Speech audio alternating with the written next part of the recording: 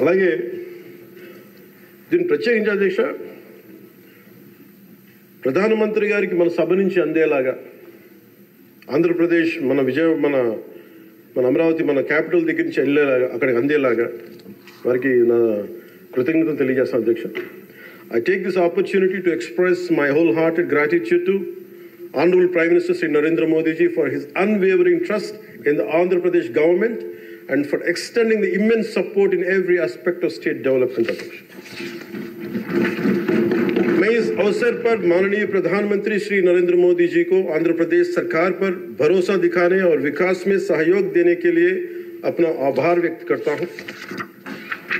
The Polavaram project, Adhyaksha, there are key things. One is Polavaram project.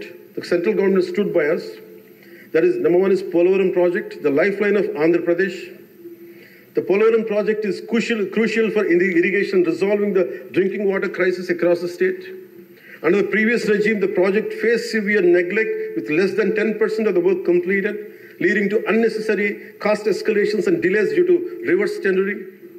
After forming the new government, Honorable CM Sri Nara Chandrababu Naidu Garu reassessed the project status and sought central support. The central government under the leadership of Sri Narendra Modi ji responded immediately, approving 12,157 crore for 24-25 and 5,936 crore for 25-26, ensuring rapid progress towards completion. The second one is Jal Jeevan Mission, Adhyaksha, safe drinking water for every household. The mission aims to provide 55 liters of safe drinking water per person daily through tap connections across 95.44 lakh households in Andhra Pradesh. The previous government failed to achieve even 1% progress in 5 years. The central government has sanctioned 27,000 crore for phase 1, boosting implementation efforts. The Andhra Pradesh government also has requested 54,000 crore for phase 2 and successfully advocated for an extension of the mission till 2028. And we acknowledge and we thank Honorable Prime Minister Sri Narendra Modi. Another major development projects worth 2.8 lakh crores. On June 7th, from Visakhapatnam, Honorable PM Sri Narendra Modi ji inaugurated and announced 2,08,548 crore worth of development projects, including a Visakha railway zone, for strengthening and connectivity and boosting regional transportation, green hydrogen hub and bulk drug park, positioning Andhra Pradesh as an industrial core leader, Chris City in Krishnapatnam industrial area, Tirupati district, enhancing economic opportunities, various national highway and railway projects improving infrastructure and connectivity, Urvakal industrial corridor driving employment generation in Rayalaseema region and reducing migration.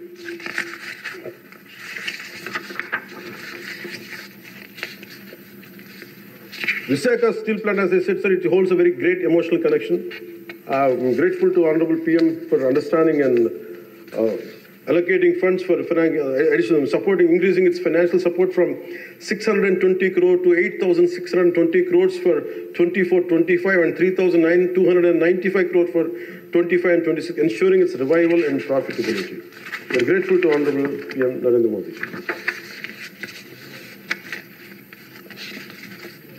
The central government has actively promoted regional heritage through Man Ki Baat and pilgrimage rejuvenation and spiritual heritage augmentation drive initiative, which is called, in short, the acronym is PRASAD initiatives.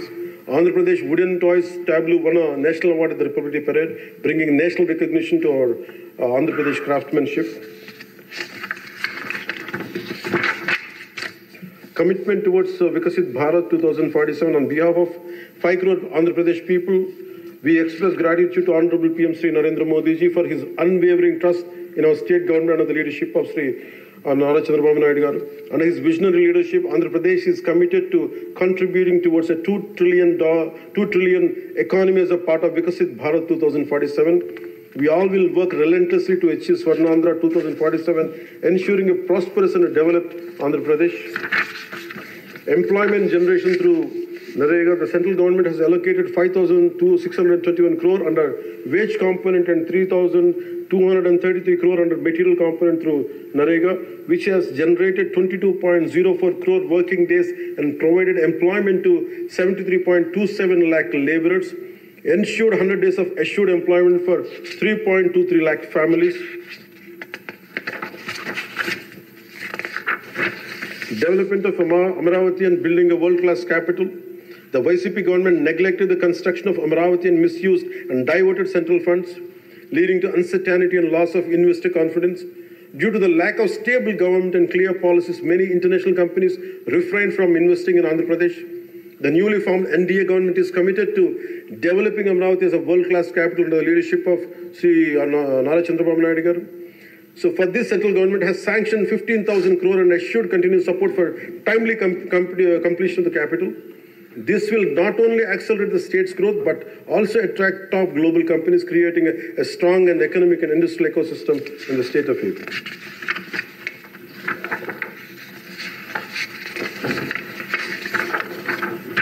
So once again, my sincere thanks to Honorable Sri PM Sri Narendra Modi ji and all esteemed central ministers for their support in transforming Andhra Pradesh into a growth powerhouse.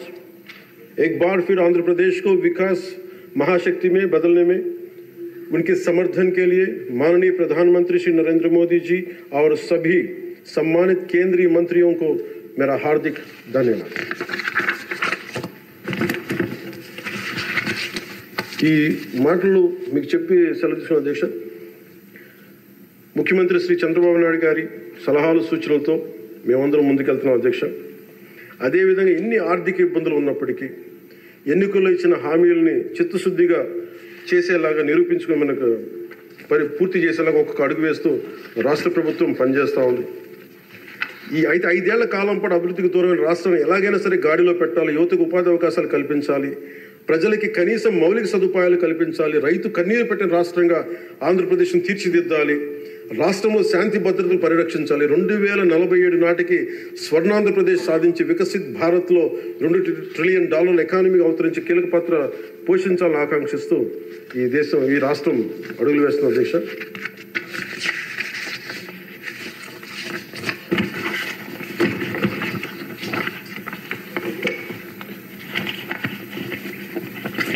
చాలా నలిగి వచ్చాము అధ్యక్ష.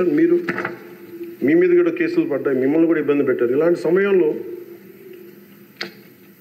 One caution all of us, వ్యక్తిగతంగా నేను తీసుకున్న అధ్యక్ష, నా party వ్యక్తులు కూడా చెప్తా ఉన్నాను, ఇది ప్రజలకు కూడా తెలియజేస్తాం. గత 5 సంవత్సరాల కాలం నలిగిపోయాం అధ్యక్ష. మేమందరం గౌరవ ముఖ్యమంత్రి గారు ఎంత నలిగిపోయారు మనందరికీ తెలుసు. ఎంత ఇబ్బంది పడ్డారు, ఇంట్లోంచి ఆడవాళ్ళు బయటికి రావాలంటే ఇబ్బంది పడ్డారు, రాష్ట్రంలో నవ్వు లేదు, భయాలు ఉండి, అలాంటి స్థాయి నుంచి మేమందరం కలిపి ప్రజల్లో విశ్వాసాన్ని చూరుకున్నాం అధ్యక్ష. వీళ్ళు నిలబడతారు.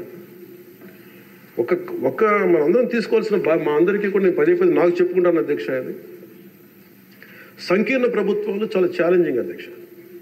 ఒక పార్టీ అయితే ఇబ్బంది లేదు, కానీ మన అదృష్టమో ఏదో దురదృష్టమో తెలియదు, కానీ సంకీర్ణ ప్రభుత్వం వచ్చింది మనది. అది ఎటు తీసుకున్నా కానీ our commitment is for people అధ్యక్ష. ఎన్నిసార్లు కూడా చాలాసార్లు గౌరవ ముఖ్యమంత్రి గారికి నన్ను ఇబ్బంది పెట్టి చాలామంది చాలా రకాల వ్యాఖ్యలు చేసినప్పటికీ కూడా మేము బలంగా కలిసి ఉంటాం అనడానికి ఇది వారి గురించో నా గురించో లేదంటే లోకేష్ గారి గురించి ఇంకెవరి గురించే కాదు. ఇది we have committed for people అధ్యక్ష. మేము ఆంధ్రప్రదేశ్ ప్రజల కోసం మేము నిలబడి ఉన్నాం అధ్యక్ష. ఇబ్బందిగా ఉంటాయి కొన్ని, కానీ సంకీర్ణ ప్రభుత్వం కలిసి లేకపోతే మటుకు ప్రజలకి మేము ద్రోహం చేసిన అధ్యక్ష. ఎట్టి పరిస్థితుల్లో కూడా అధ్యక్ష మేము మీకు మాటిస్తున్నాం, ప్రజలకు మేము మీ ద్వారా మాటిస్తున్నాం. మాలో ఎన్ని ఇబ్బందులు ఇట్లాంటివి వచ్చినా, ఎవరైనా మాట్లాడిన గౌరవ సభ్యులు ఎవరైనా మాట్లాడిన మేము వీటిని అధిగమించి ప్రజల్లో మన్నను చూరుకొని 15 సంవత్సరాలు ఖచ్చితంగా మా ఎన్డీఏ ప్రభుత్వం ఉంటుంది. ఎన్ని ఇబ్బందులు ఉన్నప్పటికీ కింద పడతాం, మీద పడతాం, అవి మా ఇంటి విషయాలు అధ్యక్ష. అవి మన ఇంటి విషయాలు, అవి మన ఎన్డీఏ కూటమి విషయాలు, మన కుటుంబ విషయాలు. కింద పడతాం, మీద పడతాం, ఒక మాట అనొచ్చు, ఇంకోటి అనొచ్చు, నాకు ఏం అభ్యంతరం. కానీ ఇంకొకసారి మటుకు గవర్నర్ గారికి గౌరవం ఇవ్వని వ్యక్తుల పార్టీ మటుకు ఈ సభలో అడుగు పెట్టకూడదు. వాళ్ళకి ఇప్పుడు అధికారం రాదు. దీంట్లో మనం ప్రజాస్వామ్యం కేవలం ఎన్నికల విజయాలతో పరిపూర్ణం కాదు అధ్యక్ష. మంచి పరిపాలన అందించాలంటే జవాబుదారీతనంతో కూడిన చర్చలు అవసరం అధ్యక్ష. ప్రతిపక్షం అనేది లేదు. నేను చెప్పాను, మాకంటే ఒక సీట్ వచ్చినా మీరు ప్రతిపక్షంలో కూర్చున్నారు కానీ నేను సంతోషంగా ఉంటానంటే పాపం లేదు. మీ ప్రజలు మీకు ఇవ్వలేదు అవకాశం. లేదు మాకు దామాషా పద్ధతి ప్రకారం పర్సంటేజ్ ప్రకారమే మాకు ఓట్లు మాకు ప్రతిపక్షం కావాలంటే they should go to Germany అధ్యక్ష. అక్కడ ప్రాసెస్ ఉంది, అక్కడ ఫెసిలిటీ ఉంది, అక్కడ సౌలభ్యం ఉంది. మీరందరూ తలా కాంట్రిబ్యూషన్ చేసుకుని సభ్యులందరూ వాళ్ళకి కూర్చొని ఫ్లైట్ టికెట్ వేసి పంపిస్తాం అధ్యక్ష. అంటే ఇక్కడ మనకున్న అంటే మనం సరదాగా మాట్లాడుకున్న మనకున్న బాధ్యత, మనమే అధికార పార్టీ, మనమే మన గౌరవ ముఖ్యమంత్రి గారు చెప్పారు అధ్యక్ష, మనమే ప్రతిపక్షంగా కూడా ప్రవర్తించాలని. అంటే నిర్మాణాత్మక ప్రతిపక్షంగా యాజ్ ఎ కాన్షియస్ కీపర్గా.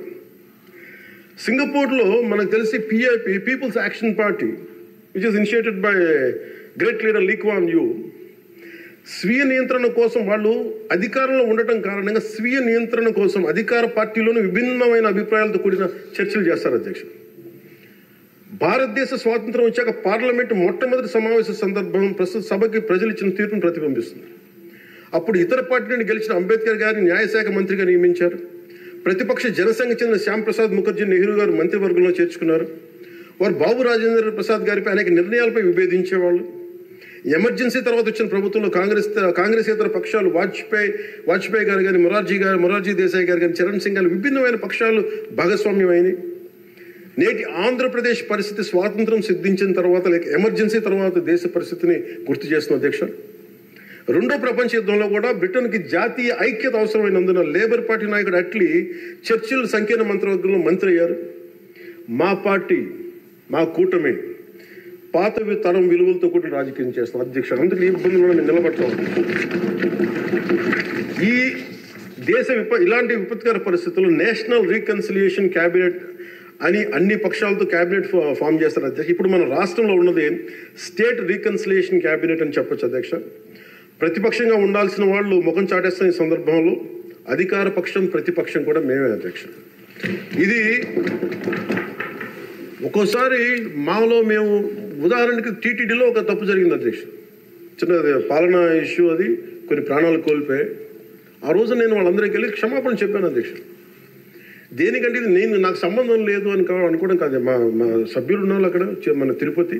ఎందుకు క్షమాపణ చెప్పారంటే అధ్యక్ష, బాధల్లో ఉన్న వాళ్ళకి, ప్రాణాలు కోల్పోయిన వాళ్ళకి మనం తగ్గి మీ బాధలు మనం తిరిగి ప్రాణాలు తీసుకురాలేము అధ్యక్ష. కానీ మేము ఉన్నాం మీ బాధలను పంచుకోవడానికి.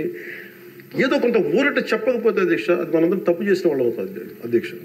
మన ఆ రోజు తప్పు చెప్పకుండా ఉంటే, ఆ రోజు మనకి సారీ చెప్పకుండా కనుక ఉండుంటే అధ్యక్ష, వాళ్ళని బలం చేసిన వాళ్ళు అవుతాం, వాళ్ళు బలం పెంచిన వాళ్ళు అవుతాం అధ్యక్ష. ఎట్టి పరిస్థితుల్లో కూడా 11 సభ్యులుండి వాళ్ళు ఇంకా ఇంత గోల చేయగలుగుతున్నారంటే వాళ్ళకి ఒకటి పెరిగితే ఎంత గోల చేస్తారో మనం అందరం కూడా ఆలోచించాల్సిన అవసరం ఉంది. సో మన విభేదాలు విభేదాలు ఉంటాయి. ఒక తల్లికి పుట్టిన బిడ్డలకి విభేదాలు ఉంటాయి.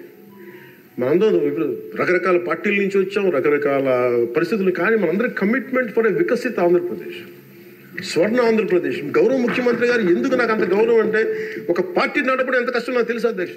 4 దశాబ్దాల నుంచి నేను ఒకవైపు ఆయన చంపి ఆయన ఇబ్బంది పెడతా ఉంటాను. సార్ నాకు ఇది కావాలి, మాకు డబ్బులు ఇవ్వండి. డబ్బులు నా కోసం కాదు, నేను అడిగేది ఏమడుగుతాను, రోడ్లు కావాలని అడుగుతాం. లేదంటే గౌరవ సభ్యులందరూ నాకు రోజు మా పంచాయతీలో రోడ్లు లేవు, ఈ ఇబ్బందులు ఉన్నాయంటే ఫైనల్గా మళ్ళీ నేను వెళ్ళి ముఖ్యమంత్రి గారే చేయి చేస్తాను అధ్యక్ష. ఆయనేమో పయ్యావుల కేశవ్ గారి వైపు చూస్తారు.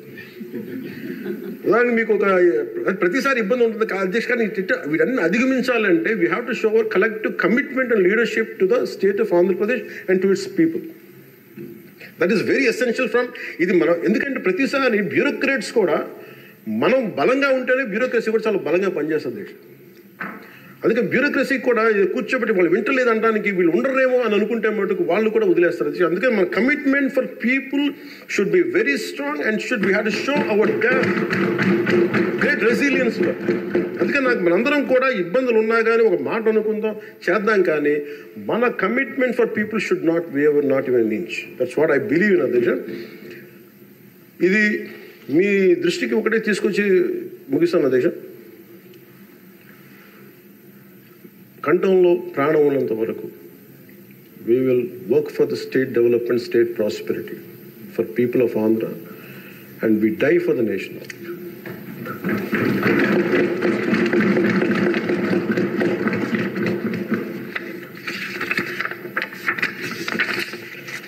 మరోమారు గౌరవ స్పీకర్ గారి ద్వారా గవర్నర్ గారికి మనస్ఫూర్తిగా ధన్యవాదాలు తెలియజేస్తాను.